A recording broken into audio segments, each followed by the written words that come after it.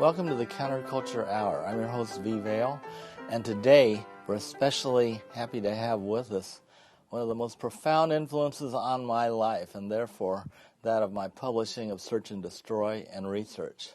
This is Penelope Rosemont. First time I've ever talked to her. Welcome to the Counterculture Hour, Penelope. Well, thank you, Vale. And I've been appreciating your work with research for many years also.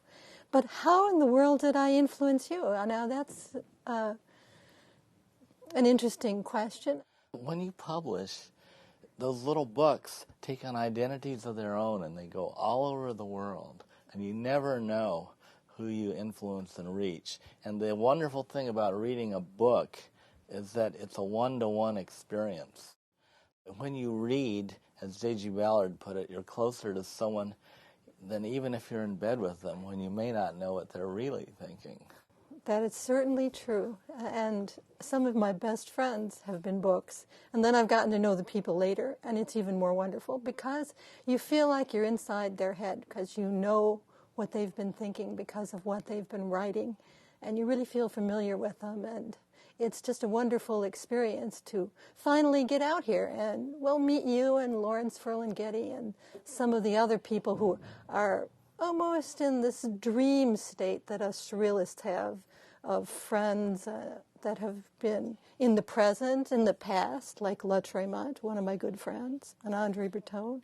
So it is wonderful to meet a writer. They put everything into their words. I'm hoping that you can take us way back in time to before there was an American Surrealism group, because I think it's amazing that just the concept made itself manifest to you and your husband, Franklin Rosemont, because, you know, you can take things like this for granted and not do what you did very easily.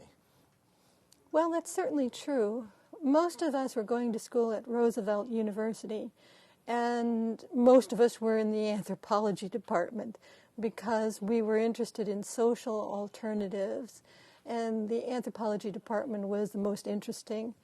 Franklin says when he went to Roosevelt, he studied exclusively with St. Clair Drake, who wrote Black Metropolis, and he wrote extensively on Egypt and the African culture and how it influenced the world, not being given credit for it.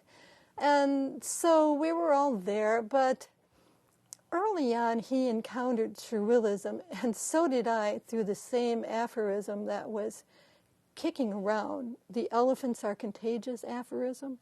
And it just, we'd hear this, and it used to make us absolutely giddy. Now that's while I'm in my high school and he's in his high school.